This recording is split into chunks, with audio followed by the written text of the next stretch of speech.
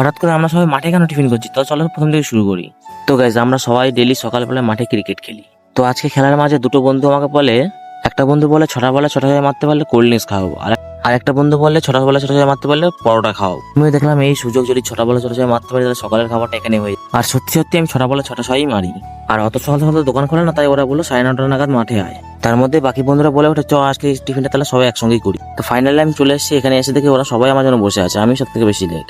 আর একে দেখো, এ এমন ক্যাশ নিয়েছে যে 2 আঙ্গুলের ফাঁক থেকে পুরো ছিঁড়ে গেছে, একটা সেলাইও পড়েছে। পরোটা অর্ডার দেওয়ার পর আমার হঠাৎ করে মনে পড়লো আগের দিন আমি 50 টাকা কুড়ি পেয়েছি, সেটাকে নিয়ে মন্দিরে দিয়ে দিলাম।